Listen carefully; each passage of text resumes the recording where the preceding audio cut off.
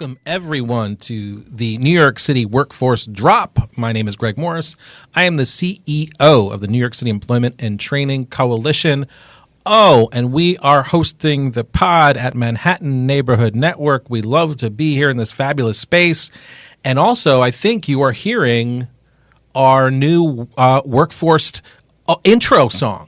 And you may have heard that from the last pod, right? And this one now is the second. And so, listen, I just want to, again, shout out to Manhattan Neighborhood Network for making it possible for us to have this vibe to open us up and close it out. And I hope you're feeling it too. And just so you know, the original copy of the song I got was more like a sports radio kind of beep, beep, beep. Like it had kind of like a guitar and man, welcome. And it was like, well, let's talk about those Giants. And I was like, no, I need more of like a boom bap kind of mellow vibe. So that's the kind of conversation we want to have in this particular space as we dig into workforce development and economic development and the future of the city, quality jobs, good jobs. Today, as we pivot we dig into that conversation, we're going to talk a little bit about transportation. And we're going to talk about public transportation. We're going to talk about I'll call it the Blue Highway. I'm going to talk about ferries because I am proud and pleased and grateful to welcome Jeff Brault, Vice President of Global Public Affairs at Hornblower Group. And that, of course, is your connection to NYC Ferry. And I got to tell you, when this pod drops, I hope the temperature has changed from what it is right now. But as it stands right now, as it goes with NYC Ferry, the reality is the ferry is not running today. Is that correct, Jeff? That is correct. We have ice on the river, so we're not currently running, but we look forward to getting back out there soon. And ice on the river, so we can. Now, that being said, just to reflect on what you had mentioned earlier, which is, let's say the ferry was running today. Yeah. Would there be people? Where would people be on the top? People would be throughout the ferry, but they would be downstairs getting a drink. They would be upstairs, hats off, gloves off, despite it being negative, whatever temperature today. New Yorkers, God love them. I am not one of the ones that's out there in the freezing cold on top of the boat, but they are out there every day. They are committed to the ferry system, and they are committed to commuting by water, and they want the full experience that includes seeing the skyline, whether it's 115 degrees or negative 15 degrees. You want to catch it all. You want to get the whole experience. And now, I admit that I'm not a regular ferry rider. I have been on the ferry. I went from Astoria. I don't know all the routes. We'll get you by the end of today. Yeah, by the end of today, I expect a quiz at the end of today. But I remember Astoria and to the Brooklyn Navy Yard spot. Yep. So that was a nice, and I was like, this is great. I was smooth going, cool vibe. And what I mean by that is just there was a decent energy on the boat. It wasn't a beautiful day, a little chilly outside, but I thought the people I was interacting with, both passengers and the personnel, just felt kind of maybe it was something about being sort of outside on the water. Yeah. It's definitely being outside on the water. I think it's a different perspective. Our crew love their work, and what makes me really happy is when I board the ferry is getting to see their smiles welcoming people on board. But it is a different vibe. You're above ground. You get to be outside seeing the views. I'll admit, when I'm on the ferry, sometimes I'll meditate on board. I'll do work on board. Yeah.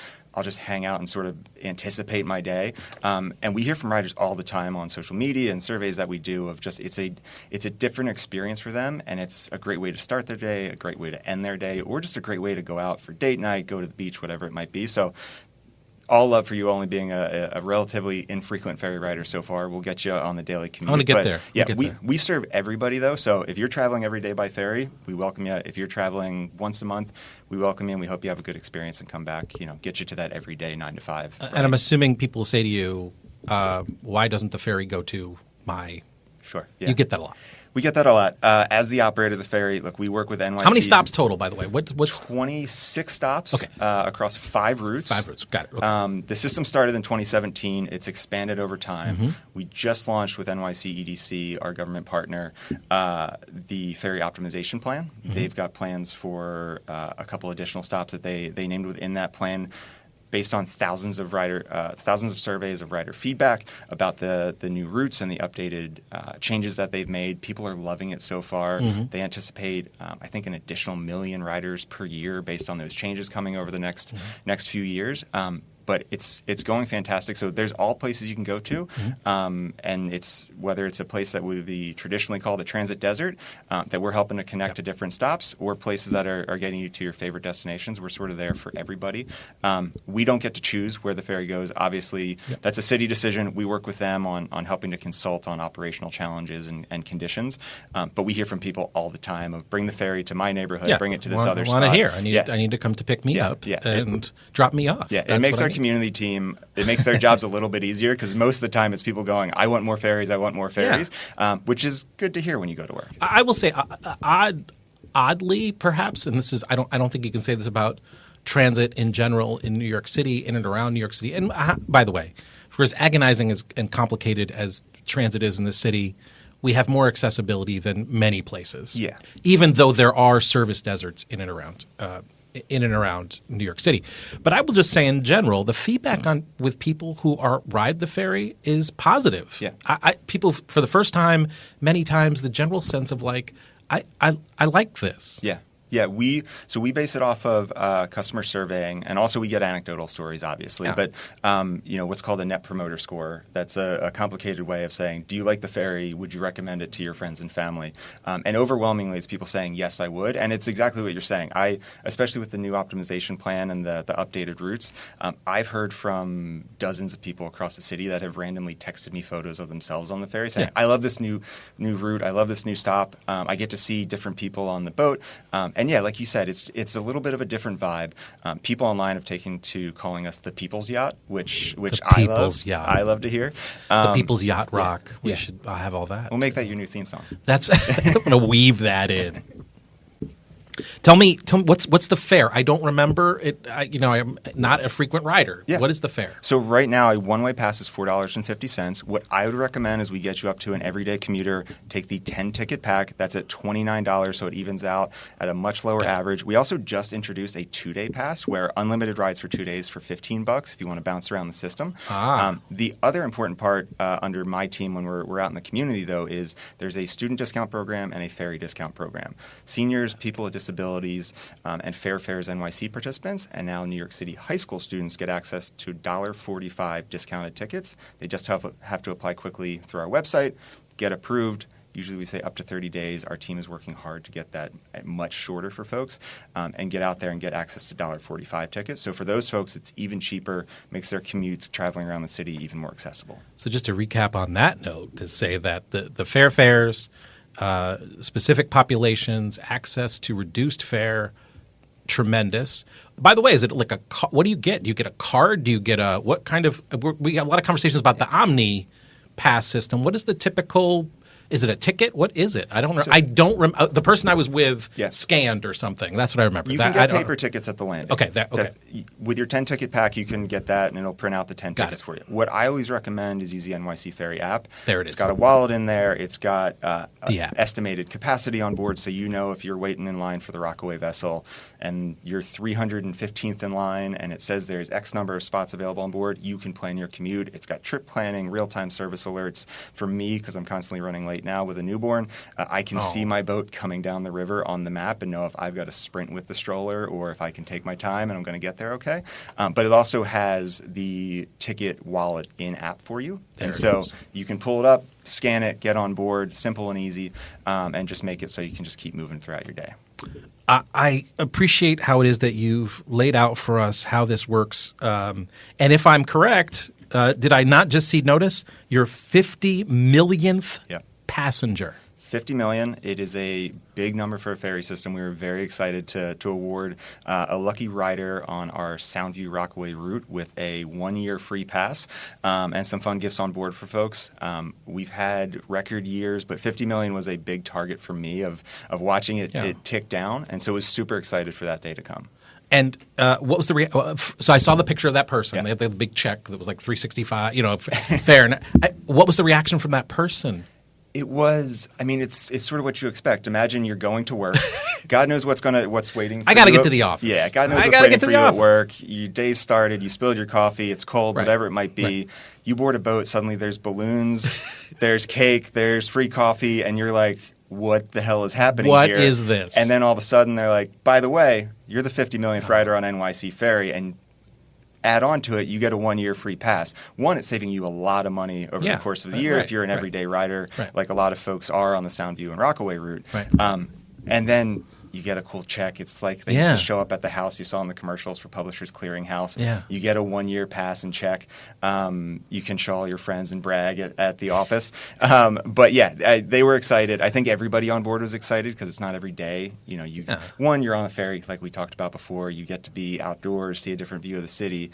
And, you know, you're the belle of the ball coming down the river. Oh. There's a boat with balloons, and you're on the special trip, and everybody's excited and congratulating you. And, you know, you get to say you were a part of a significant milestone for the system. That's lovely, and I saw the pictures, and it just seemed very joyful and fun. And I'm sure the passengers were excited, and that person had to get to work. You know, and also I can't imagine them pulling something like that off on the subway.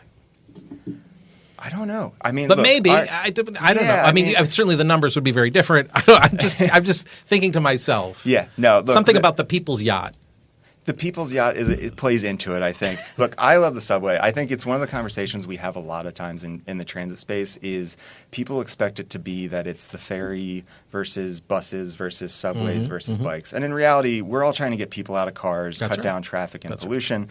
And so it's everybody working together. We're all part of one larger transit environment where we can be a steam valve when the trains or buses aren't able to run. They can be a steam valve when ferries aren't able to run, like because of the ice you mentioned, they aren't able to run today. I would love to see how it would go on the subway. I honestly don't know. I mean, you never know how people are going to react when somebody comes on to start celebrating on the subway. Yeah. It could go negatively, but also could go any direction. There's folks that celebrate Thanksgiving on the subway, so it could also go fantastically. 100%. 100%. I was on the subway last week, and there was a person in a full rabbit suit. Yeah, and I thought who was chatty. Yep. And I'm not sure it was a planned thing or it was just like, hey, you know what? This is my outfit today. And you probably just kept moving on with your day because that's what happens in New York City. And I was like, I have that same suit. I was thinking that. No, I remember Chris Hayes talking about it at one point in an interview that he did about public transit in New York City being sort of the great equalizer where you can get on board a ferry, subway, bus, and there could be someone with coattails and a top hat going to some gala and they're in a stratosphere that you can't even imagine. That's right. And then there's somebody there that's going to school, newly moved to the city, is just trying to get by and figure out their way around the city. And everybody's on the same public transit, going about their day, and whether they're in a top hat or a rabbit suit or a suit like you're wearing somewhere today, in between. Yeah, somewhere in between going to work. By the way, specific to the ferry, you were talking earlier when we were kind of catching up, getting to know each other a little bit, and this kind of coincides with that about the People's Yacht. Yep. I think your desire, your interest, and the sense of pride that you have about creating a ferry system that's accessible to lots of different folks. Yeah. I mean, that includes, as said, like passengers as well as your personnel. Is that right? Yeah, 100%. I think if we were in New York City and had built a ferry system, and I'll admit I came on board at NYC Ferry and the team at Hornblower a couple of years into the system. So I'm still amazed at the work that the team that preceded me and and a lot of the folks that are still there, what they did in those early days. But if you were, we often do this with community groups when we do like career days out and about. We start off the day with an icebreaker that I think is a little bit better than most icebreakers. Of if you were starting a new public transit system, what are the key factors that you would put in place or the key considerations that you would want to make? Great question. So we go through the day, we show them the jobs, we show them the system, and we get to the end of the day and go, okay, build your perfect public transit system. No public transit system is perfect, but we're all striving and working to get there. And in my view, no public transit system is really achieving what it's set out to do if it's just moving people and getting them to different places. Those systems should reflect the cities and neighborhoods that they represent and serve. The economic benefits that are coming from those systems should be feeding back into the city via whether it's job growth with direct jobs of folks working for the system, connecting people to new neighborhoods where they can access different jobs, connecting people to different educational opportunities. And in New York, I think, is helping to cut down, like I said earlier about the design of the system with transit deserts being connected within the system. My goal is to break down and never hear somebody that's on board the ferry say, I'm from the Bronx, but I've never been to enter neighborhood. I've never been to Brooklyn. I've never been to Staten Island. Well, with NYC Ferry, you can do that, and you can do it affordably, and you can do it whether you want to work for the system or you want to ride for the system. On the jobs front, it is one of those things like we were talking about earlier. If you were to picture the maritime industry in your head, there's most likely going to be stereotypes and cliches that you have there. That's not the case with NYC Ferry. I'm always excited when I board the boat with friends, family, colleagues, and you look at the crew and they reflect the diversity of the city. And what I get to tell folks is that, hey, most of these people that are working here didn't grow up working in maritime. They didn't grow up on boats or even going to the beach. They're folks that they were looking for a job. We connected them to an opportunity and a rewarding career opportunity with actual growth, chances for growth within that field, and now they've fallen in love with it and are working within the field.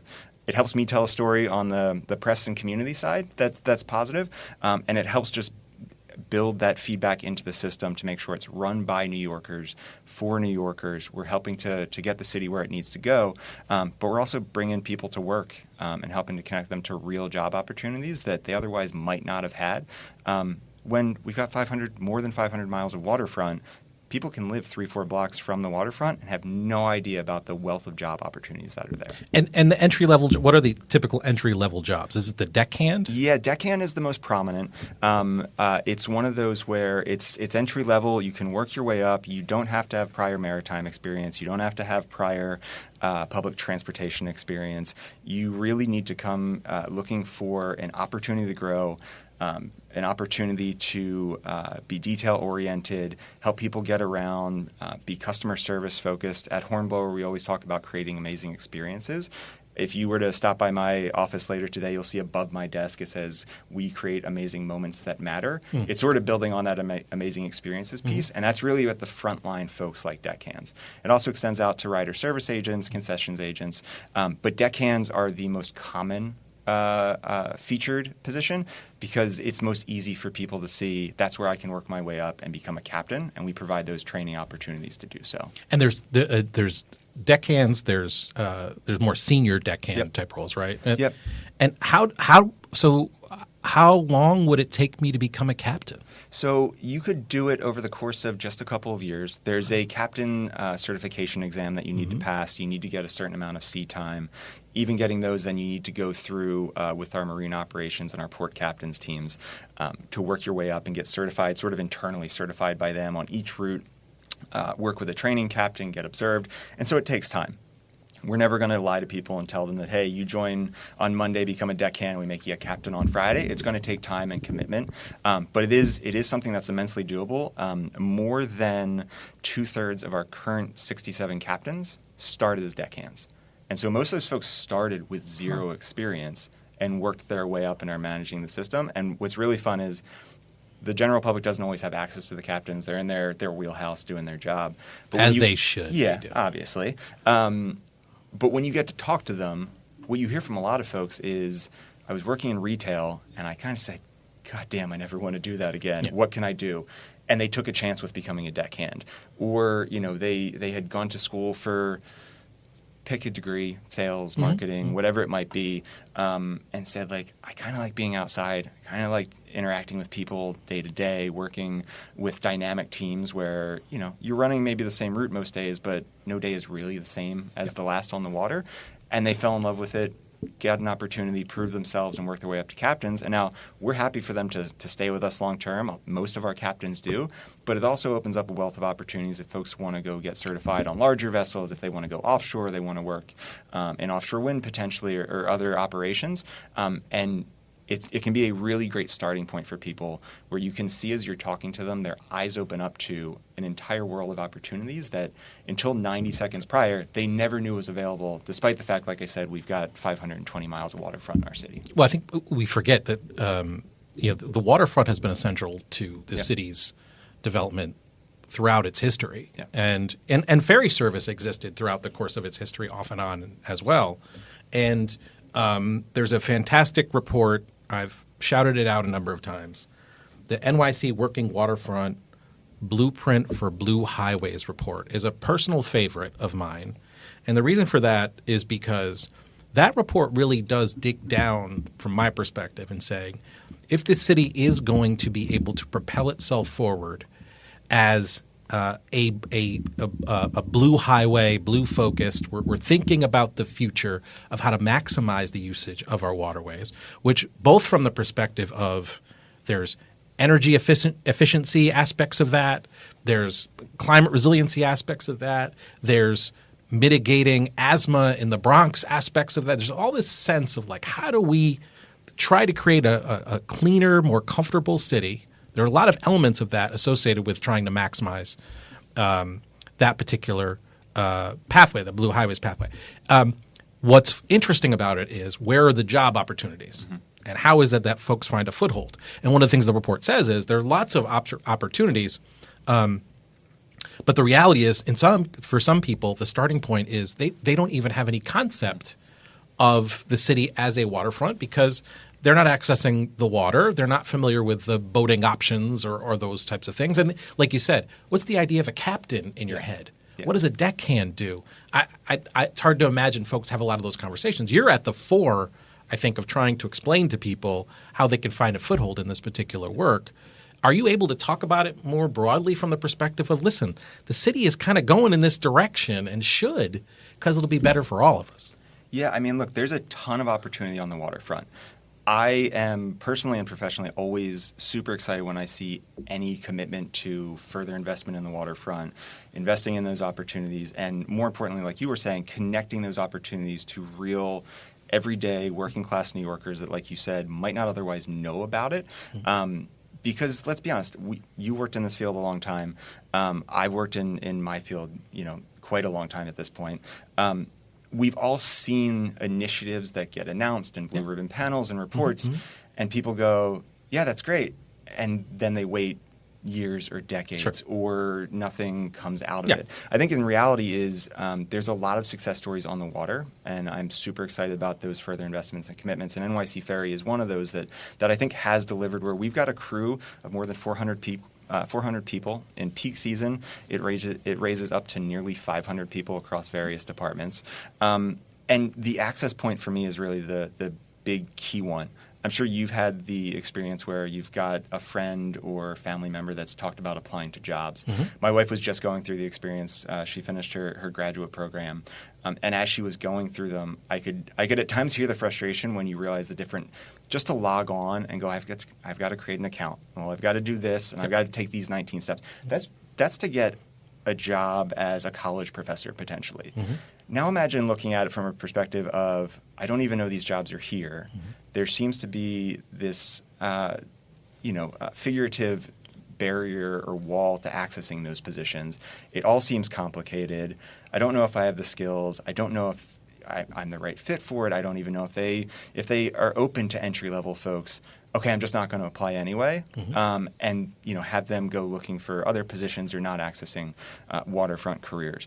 What we're able to do via NYC Ferry is a couple of things. One is we get people on board as commuters, and so you have plenty of folks who go, how's that job? How do I get that? Yeah, how do I get to do that thing? Yeah. It's one of the fun things I think I always tell our riders is if you're on the boat and there's a little bit of a lull, go talk to the deckhands. Go talk to the rider service agents because, one, they're immensely interesting people. I always love chatting with them. But you can get a real feel for sort of how did you get into this mm-hmm. field. Mm-hmm. And there are others folks that, hey, I knew I wanted to be on the waterway since I was 5 years old. I was playing with toy boats as a kid, and that's what I wanted. Always been my dream. Yeah. But the majority of them are people who will tell you, no, I didn't know this was a job until 5-10 years ago, whatever it is, and have worked their way up. And then with our community team, we endeavored to connect with as many people as possible across the city every single year. Last year, we exceeded 400 engagement activities across New York City in all 5 boroughs. What does that mean, engagement activities? So whether it's on the ground, old school political campaign style canvassing, it's community presentations, it's tabling at NYCHA developments to connect folks to the system.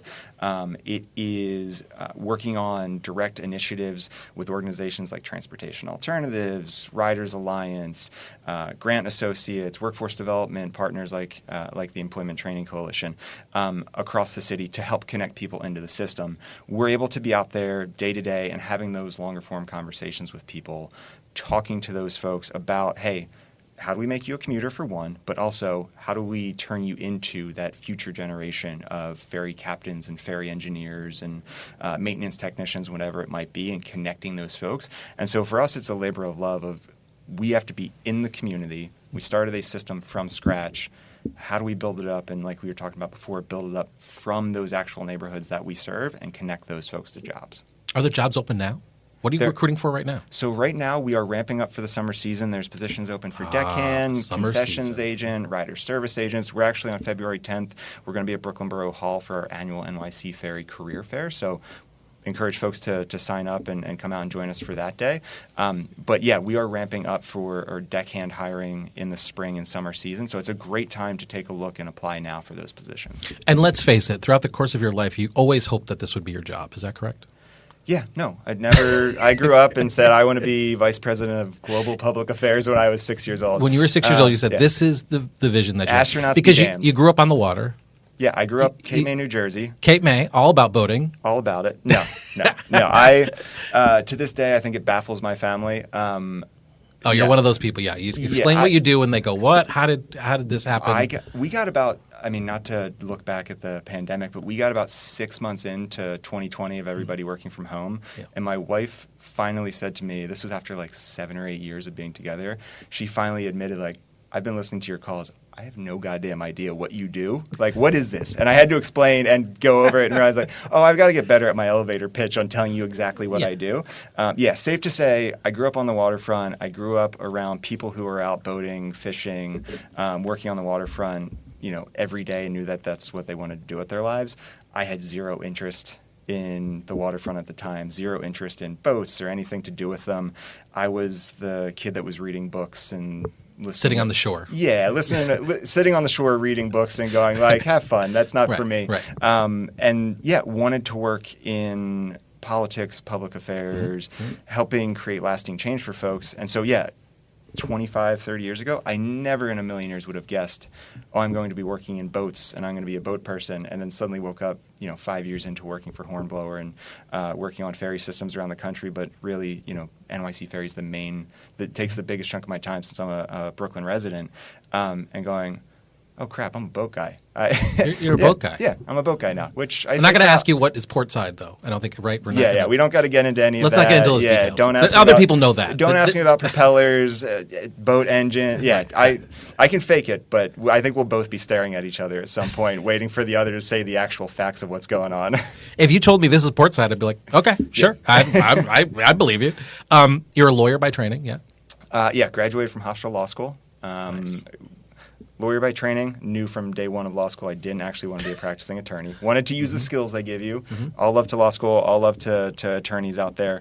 I'm not a practicing legal professional, practicing public affairs. But the skills that they provide in law school, it's a different way of thinking, a different way of solving problems. So I use those skills all the time. I'm immensely grateful for the opportunities that it gave me. I knew pretty early on I wasn't going to be filing legal briefs or spending 12 hours a day reading contracts. Totally get it. You spent some time at the Manhattan Chamber of Commerce too, right? Was there for about 4 years, working closely with their board of directors and CEO. Jessica Walker, shout out to Jessica Walker. Yeah, shout out to Jessica. A great experience. Got to work across Manhattan. Got to dip my toes in different areas around the city as well. But obviously our focus was Manhattan. But it's an incredible organization. Serves thousands and thousands of small businesses across the city and is really the voice of small businesses. And so gave me the opportunity to sort of play in all the areas and all the different types of those businesses. And woke up one day and went, hey, I think public transit is the one where I can sort of best serve the people of New York, and use all of those skills that we talked about, and found my way to NYC Ferry. It was still, it's still relatively young today, but definitely, 6 years ago was even younger, and got to go and, learn about Maritime, dip my toes in, and be the new guy that was asking crazy questions and proposing crazy initiatives and, seeing if they'd say yes or no. What's the craziest initiative? Craziest initiative. What's something you pitched and you were like, this is never going to fly? No, let's run with it. So one of the ones that I pitched early on when I started, I was working there for 3 weeks before we all got sent to work from home because of COVID. Yeah. So a bit of a different experience to start than I expected. As we started to roll out across the city the vaccine programs around the city, we ended up doing a program in partnership with EDC and City Hall where for getting vaccinated, ferry tickets were one of the items you could select as a reward for doing so.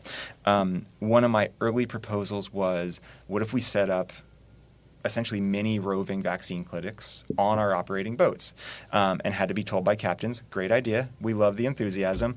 The boats move, trying to get people with needles while boats are rocking. We'll chase them around with needles. And so, it was quickly shot down and went, okay, totally makes sense. That one, that one's on me. And so we've adjusted over time and sort of learned what it was. That one I should have seen coming, I will admit. But, let the enthusiasm. But again, you haven't, it seems to me your interest in public transportation is really about trying to create a space that's comfortable, accessible, safe, engaging. Yep.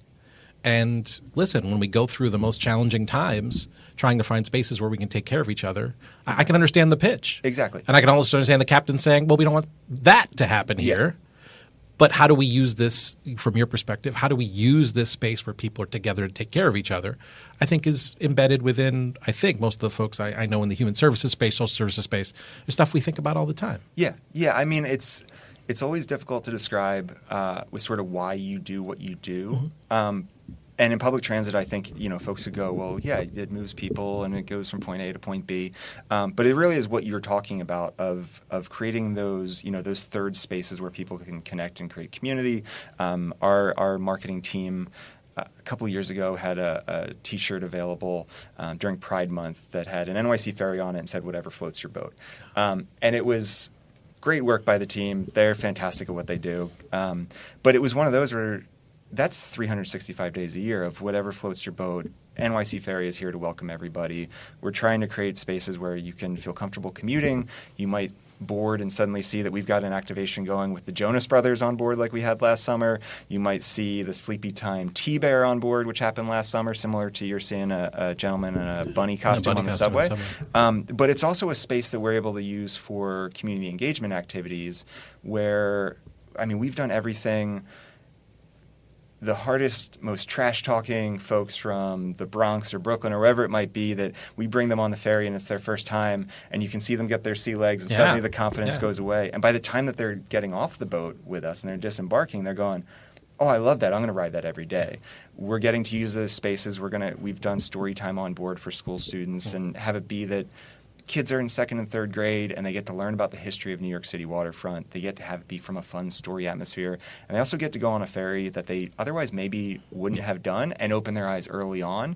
And they're getting to see those diverse faces on board and those different careers on board so that it's not just the sort of, the stereotypical jobs that little kids are sort of thrown of I'm going to be an astronaut, I'm going to be a firefighter. And those are fantastic jobs, obviously.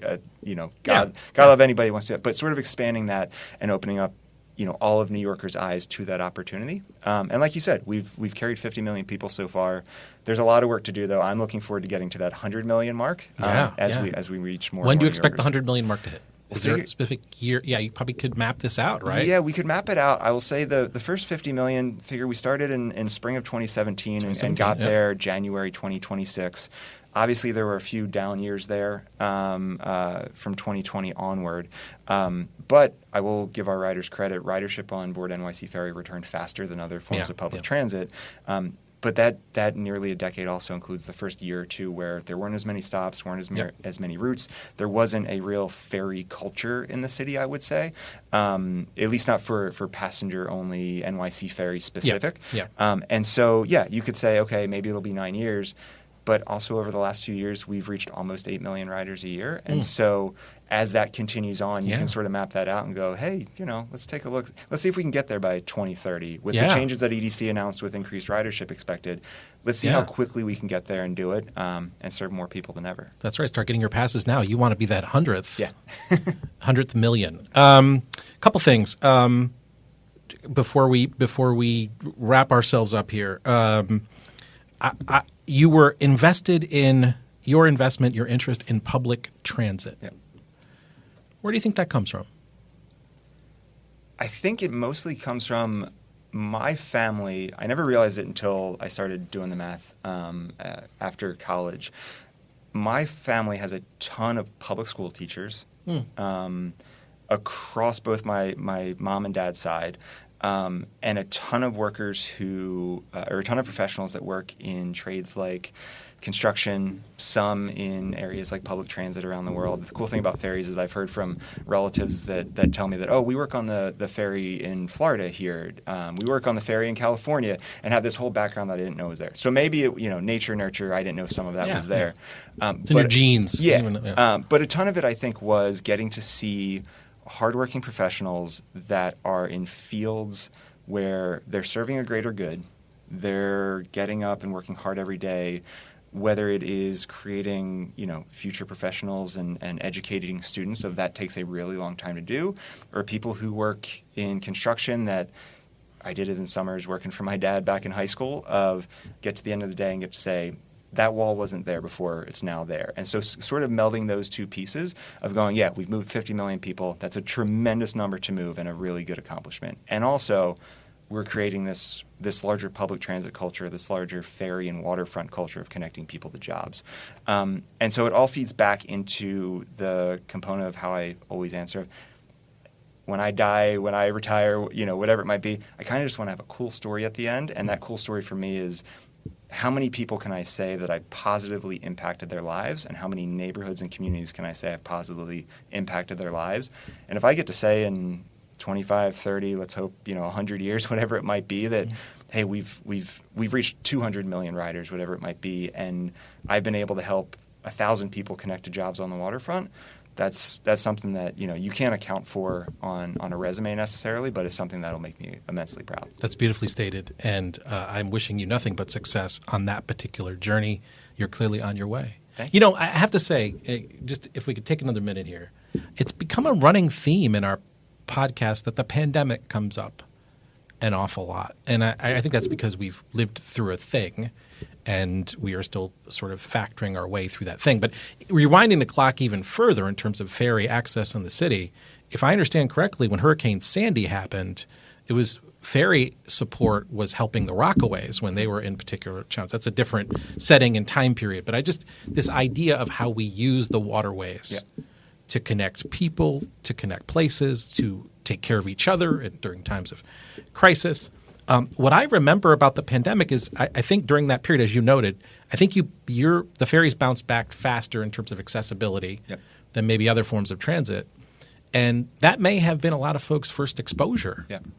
And what I remember is folks who had said something about it felt good again to be out. And there was something important about doing that in that setting where you're on the water, you're observing the skyline. It's just a different space that helped people perhaps find some balance even during very rocky times. Yeah, I think that's exactly correctly said. I think a lot of folks have told us, and whether it's crew and new crew or riders, that it was an opportunity to get out, to see New York City from a different perspective, reflect, reset, get on board, travel throughout the city, do so in a space that made them feel safe and comfortable and welcome, and to sort of begin fresh again to some extent. Like you said, I think we're all still looking back, and the lingering impacts of what everybody went through, we may not know for years and years, right? But I think on the ferry side, for one, it led to a lot of new ferry riders because it opened their eyes to the system. It allowed us to adapt services and allowed us to exemplify the flexibility of ferry services for people, where during the pandemic, the city and NYC EDC connected the Astoria route to go from Astoria over to East 90, which for Queens folks, at I think zero additional capital cost to the city, was able to connect them for a 4-minute ride to get from Queens and Manhattan and yeah, that was the big ride. Yes, which huge. Would have taken an extra hour or so if they tried to go around. But it was also a lot of first rides for folks who suddenly went, well, I'm new to the ferry, and like we were saying earlier, what are these jobs? What do they look like? I'm always reminded of a deckhand that still works for us. They began as a deckhand. They're now a senior deckhand. I I actually have to ask them if they want to become captain. I think they love being a deckhand that much that they might say no. But they began with us during the pandemic. They were working on Broadway behind the scenes. Everything shut down, and they went, getting to work outside on the waterway sounds kind of fun. Broadway reopened. And look, I love going to shows on Broadway, so this is, no disrespect to them. But this particular individual went, I really like working on the waterfront. I'm going to change careers now. I'm going to fully dedicate myself to working on the waterfront. And I'm excited every time I get to see them on board, welcoming people and smiling, getting to experience it. So I think it was a little bit of a reset for both riders and for crew. And yet, it was one of those opportunities where when people around the city needed a way to travel and feel comfortable traveling, the ferry was there for them. Like you said, with past experiences, whether it was Hurricane Sandy, going back to, after 9/11, ferries were able to step in. And going back over time, we are a city of waterways. We're a city of, like you were saying earlier about blue highways. We're a city of waterfronts, and being able to leverage those waterfronts in times of crisis and in just everyday, normal, good times is it's an immense resource that the city has. To take it back to the start, I'm really excited about the investment that's happened and the commitment to waterfront, both at a policy level and at a grassroots New Yorker level, because it is one of those things. It would be a real shame if a city like New York had the waterways that we have and we weren't using them to benefit people around the city. Yeah, and you can argue we're on our way, and we still got a long way to go to make that possible. I really am grateful for this conversation. I'd love to bring you back and talk more about the transit system in New York City. It is the thing that we all share, we all agonize about, we all try to find our way through. We all have great stories, we all have complicated stories. But there are many different ways that we get around and move around the city, and we're lucky to have that. There still are far too many service deserts, and those need to be addressed. Boy, I have to ask. I mean, this is a city now talking about free bus service. Do we want free ferry service? That's a great question. I'm going to leave that to people in the policy field that have bigger brains than I have. But yeah, for now, you've got what the ferry ticket price is. So we'll get you the 10-ticket pack, get you commuting every day. And the reduced fare opportunities as well, which are critically important for folks who are seeking to continue to make ends meet in all the ways that's possible. Tell them once again, February 10th, what do you got coming up? Brooklyn Borough Hall, we will be there on February 10th. Sign up. You can get information at ferry.nyc or our NYC Ferry Eventbrite page. We've got our annual career fair. Hear from folks that represent departments from engineering, marine operations, dispatch, rider services, and recruiting. Learn all about ferry careers. Apply on site. Chat with folks that are in the positions. And we look forward to seeing some of those folks on board, whether they're riding with us as commuters or working for us as deckhands and engineers in the future. And as a reminder, you're gearing up to hire, so that's a focus. And by the way, if you don't have the NYC Ferry app, get the app. Yep. I actually I know I have the app because I was like, oh, I'm a first-time rider. I should know how to use this app. Yeah. You've got no excuses now not to I ride have it no all the excuse. time. You know what? Today, I'm going to need to get on. I'm going to need to get on. You know what? I'm going to get on a ferry today. I don't know where it's going to take me. I don't know where it's going to go. You might be waiting a while. Remember, River's that's right. Frozen, so we'll get you. I don't have to do it today. Once service resumes, I will meet you at the landing, and we can take a when ride you are together. listening to this podcast, the waterways hopefully will be crystal clear and comfortable, and we can all take a trip. It'll be together. 65 degrees. We'll all be comfortable. There'll be no ice, and we can all take a trip. I'm going to be on the top, no gloves, no hat, just screaming about the thrill of the waterway. I'll be inside calling security, telling them I know the crazy person up He's top. good. He's good. Well, who's that guy in the rabbit suit? Jeff, this has been an absolute pleasure. Congratulations on all the success. Many more passengers to come. Your investment and your focus, by the way, shout out to you. You are someone that the ETC community has relied on for accessing job opportunities. You reach out to us. You make these connections, and I just want to say that has been something that has existed for quite a while now. You've been at the fore of trying to help folks that are in our coalition, help their folks find pathways to good jobs within the NYC Ferry space, and I just want to thank you for that. It is true in the city that we have that there are lots of really amazing employers, lots of really strong public affairs folks, and lots of people doing really hard work to try to make connections. You've actually made them.